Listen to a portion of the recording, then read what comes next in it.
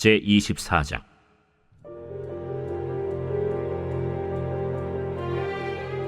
여호야김 시대에 바벨론의 왕 느부갓네살이 올라오매 여호야김이 3년간 섬기다가 돌아서 그를 배반하였더니 여호와께서 그의 종 선지자들을 통하여 하신 말씀과 같이 갈대아의 부대와 아람의 부대와 모압의 부대와 암몬 자손의 부대를 여호야김에게로 보내 유다를 쳐 멸하려 하시니 이 일이 유다의 임함은 곧 여호와의 말씀대로 그들을 자기 앞에서 물리치고자 하심이니 이는 므낫세의 지은 모든 죄 때문이며 또 그가 무죄한 자의 피를 흘려 그의 피가 예루살렘에 가득하게 하였습니다.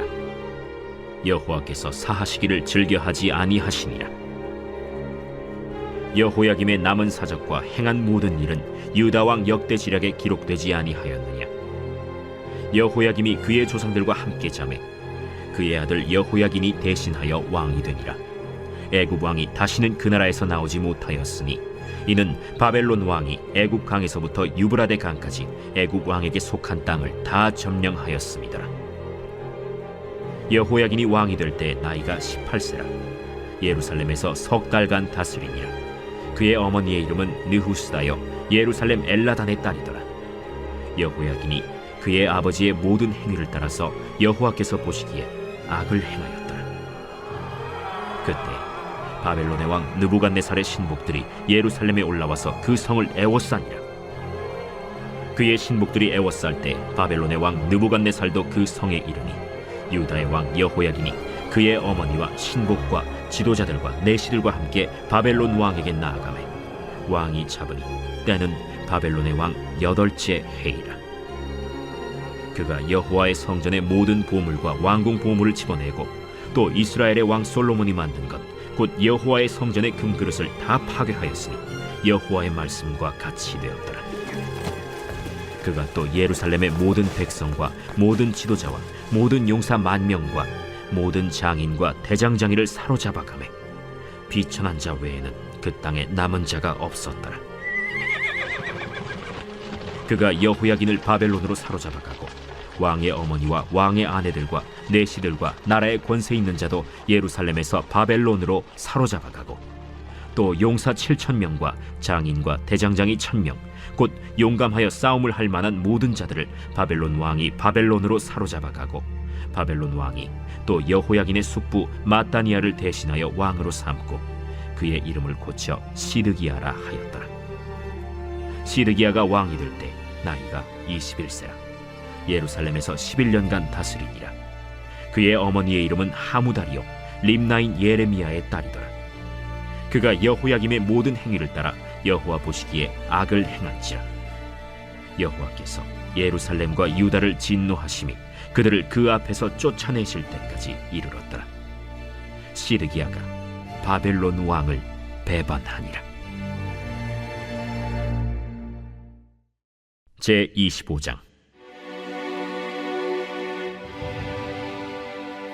시드기야 제9년 10째 달 10일에 바벨론의 왕 느부갓네살이 그의 모든 군대를 거느리고 예루살렘을 치러 올라와서 그 성에 대하여 진을 치고 주위에 토성을 쌓으매 그 성이 시드기야 왕 제11년까지 포위되었더라. 그해 넷째 달 9일에 성중에 기근이 심하여 그 땅 백성의 양식이 떨어졌더라. 그 성벽이 파괴되매 모든 군사가 밤중에 두 성벽 사이 왕의 동산 견문길로 도망하여 갈대아인들이 그 성읍을 애워쌌으므로 그가 아라바 길로 가더니 갈대아 군대가 그 왕을 뒤쫓아가서 여리고 평지에서 그를 따라잡으매 왕의 모든 군대가 그를 떠나 흩어진지라. 그들이 왕을 사로잡아 그를 림나에 있는 바벨론 왕에게로 끌고 가매 그들이 그를 심문하니라. 그들이 시드기야의 아들들을 그의 눈앞에서 죽이고 시드기야의 두 눈을 빼고 놋사슬로 그를 결박하여 바벨론으로 끌고 갔더라. 바벨론 왕 느부갓네살의 19째 해 5월 7일에 바벨론 왕의 신복 시위대장 느부사라단이 예루살렘에 이르러 여호와의 성전과 왕궁을 불사르고 예루살렘의 모든 집을 귀인의 집까지 불살랐으며 시위대장에게 속한 갈대아 온 군대가 예루살렘 주위의 성벽을 헐었으며 성중에 남아있는 백성과 바벨론 왕에게 항복한 자들과 무리 중 남은 자는 시위대장 느부사라단이 모두 사로잡아가고 시위대장이 그 땅에 비천한 자를 남겨두어 포도원을 다스리는 자와 농부가 되게 하였더라. 갈대아 사람이 또 여호와의 성전의 두 놋기둥과 받침들과 여호와의 성전의 놋바다를 깨뜨려 그 놋을 바벨론으로 가져가고, 또 가마들과 부삽들과 부집개들과 숟가락들과 섬길 때에 쓰는 모든 놋그릇을 다 가져갔으며, 시위대장이 또 불옮기는 그릇들과 주발들 곧 금으로 만든 것이나 은으로 만든 것이나 모두 가져갔으며, 또 솔로몬이 여호와의 성전을 위하여 만든 두 기둥과 한 바다와 받침들을 가져갔는데, 이 모든 기구의 놋무게를 헤아릴 수 없었으니 그 한 기둥은 높이가 18규빗이요 그 꼭대기에 놋머리가 있어 높이가 3규빗이요 그 머리에 둘린 그물과 석류가 다 놋이라. 다른 기둥의 장식과 그물도 이와 같았더라. 시위대장이 대제사장 스라야와 부제사장 스바냐와 성전 문지기 3사람을 사로잡고, 또 성중에서 사람을 사로잡았으니 곧 군사를 거느린 내시 1사람과 또 성중에서 만난 바 왕의 시중 5사람과 백성을 징집하는 장관의 서기관 1사람과 성중에서 만난 바 백성 60명이라. 시위대장 느부사라단이 그들을 사로잡아 가지고 림나 바벨론 왕에게 나아가매 바벨론 왕이 하마 땅 림나에서 다 쳐 죽였더라. 이와 같이 유다가 사로잡혀 본토에서 떠났더라. 유다 땅에 머물러 있는 백성은 곧 바벨론 왕 느부갓네살이 남긴 자라. 왕이 사반의 손자 아히감의 아들 그달리아가 관할하게 하였더라. 모든 군대 지휘관과 그를 따르는 자가 바벨론 왕이 그달리아를 지도자로 삼았다 함을 듣고, 이에 느다니아의 아들 이스마엘과 가레아의 아들 요하난과 느도바 사람 단후메스의 아들 스라야와 마가 사람의 아들 야사니아와 그를 따르는 사람이 모두 미스바로 가서 그달리아에게 나아가매, 그달리아가 그들과 그를 따르는 군사들에게 맹세하여 이르되, 너희는 갈대아인을 섬기기를 두려워하지 말고 이 땅에 살며 바벨론 왕을 섬기라. 그리하면 너희가 평안하리라. 7월에 왕족 엘리사마의 손자 느다니아의 아들 이스마엘이 부하 10명을 거느리고 와서 그달리아를 쳐서 죽이고, 또 그와 함께 미스바에 있는 유다 사람과 갈대아 사람을 죽인지라. 노소를 막론하고 백성과 군대 장관들이 다 일어나서 애굽으로 갔으니 이는 갈대아 사람을 두려워함이었더라. 유다의 왕 여호야긴이 사로잡혀간 지 37년, 곧 바벨론의 왕 에윌무로닥이 즉위한 원년 12월 그달 27일에 유다의 왕 여호야긴을 옥에서 내놓아 그 머리를 들게 하고 그에게 좋게 말하고, 그의 지위를 바벨론에 그와 함께 있는 모든 왕의 지위보다 높이고, 그 죄수의 의복을 벗게 하고 그의 일평생에 항상 왕의 앞에서 양식을 먹게 하였고, 그가 쓸 것은 날마다 왕에게서 받는 양이 있어서 종신토록 끊이지 아니하였더라. 제 135편. 할렐루야. 여호와의 이름을 찬송하라. 여호와의 종들아 찬송하라. 여호와의 집, 우리 여호와의 성전, 곧 우리 하나님의 성전 뜰에 서 있는 너희여, 여호와를 찬송하라. 여호와는 선하시며 그의 이름이 아름다우니 그의 이름을 찬양하라. 여호와께서 자기를 위하여 야곱 곧 이스라엘을 자기의 특별한 소유로 택하셨음이로다. 내가 알거니와 여호와께서는 위대하시며 우리 주는 모든 신들보다 위대하시도다. 여호와께서 그가 기뻐하시는 모든 일을 천지와 바다와 모든 깊은 데서 다 행하셨도다. 안개를 땅끝에서 일으키시며 비를 위하여 번개를 만드시며 바람을 그 곳간에서 내시는도다. 그가 애굽의 처음 난 자를 사람부터 짐승까지 치셨도다. 애굽이여, 여호와께서 내게 행한 표적들과 징조들을 바로와 그의 모든 신하들에게 보내셨도다. 그가 많은 나라를 치시고 강한 왕들을 죽이셨나니 곧 아모리인의 왕 시혼과 바산 왕 옥과 가나안의 모든 국왕이로다. 그들의 땅을 기업으로 주시되 자기 백성 이스라엘에게 기업으로 주셨도다. 여호와여, 주의 이름이 영원하시니이다. 여호와여, 주를 기념함이 대대에 이르리이다. 여호와께서 자기 백성을 판단하시며 그의 종들로 말미암아 위로를 받으시리로다. 열국의 우상은 은금이요 사람의 손으로 만든 것이라 입이 있어도 말하지 못하며 눈이 있어도 보지 못하며 귀가 있어도 듣지 못하며 그들의 입에는 아무 호흡도 없나니 그것을 만든 자와 그것을 의지하는 자가 다 그것과 같으리로다. 이스라엘 족속아, 여호와를 송축하라. 아론의 족속아, 여호와를 송축하라. 레위 족속아, 여호와를 송축하라. 여호와를 경외하는 너희들아, 여호와를 송축하라. 예루살렘에 계시는 여호와는 시온에서 찬송을 받으실지어다. 할렐루야. 오늘 우리가 은혜 받을 하나님 말씀은 열왕기하 25장 27절로 30절까지 말씀입니다. 유다 왕 여호야긴이 사로잡혀간 지 37년, 곧 바벨론의 왕 에윌무로닥이 즉위한 원년 12월 그달 27일에 유다 왕 여호야긴을 옥에서 내놓아 그 머리를 들게 하고 그에게 좋게 말하고 그의 지위를 바벨론에 그와 함께 있는 모든 왕의 지위보다 높이고 그 죄수의 의복을 벗게 하고 그의 일평생에 항상 왕의 앞에서 양식을 먹게 하고 그가 쓸 것은 날마다 왕에게서 받는 양이 있어 종신토록 끊이지 아니하였더라. 아멘. 오늘 설교 제목은 이민자의 서름을 아시는 하나님입니다. 요즘 미국에서 동양인들을 향한 증오 범죄가 날로 심해지고 있다는 뉴스를 보았습니다. 길거리를 가다가 아무 이유 없이 폭력을 당하고 심지어는 살해를 당한다는 뉴스를 보고 너무나 마음이 아팠습니다. 표면적인 이유로는 중국에서 시작된 코로나 바이러스 때문이라고 하는데 사실은 동양인들이 자신의 직업을 빼앗고 자신들보다 더 부유하게 사는 것에 대한 분노가 밑바탕에 깔려 있다고 하더군요. 사실 이민자들에게 이런 차별과 혐오는 일상이나 마찬가지였습니다. 여전히 스포츠 시장에서는 같은 실력이라도 백인과 흑인이 더 높은 몸값으로 대우를 받고 있고 직장에서도 이유 없이 승진해서 누락되는 일들이 비일비재하다고 합니다.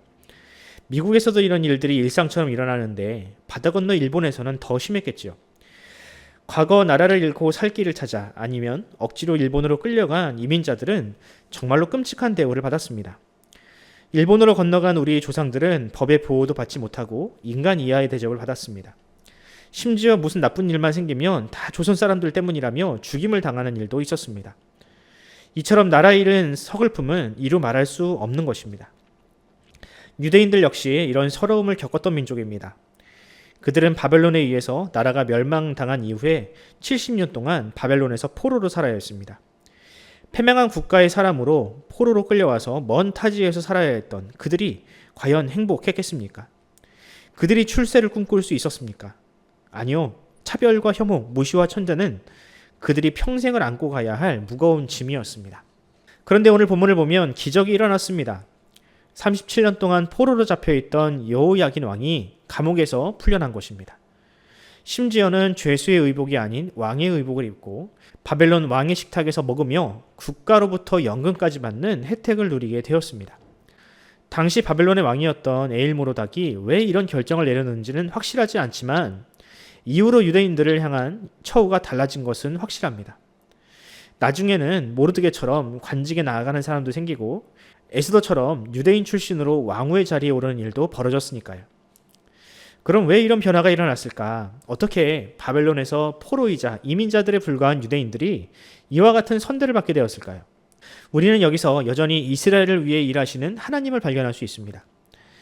비록 하나님께 범죄하여 멸망을 당한 사람들이긴 하지만 언약에 신실하신 하나님은 그들의 범죄와는 상관없이 여전히 그들을 위해서 일하고 계신다는 사실을 발견하게 되는 것이지요.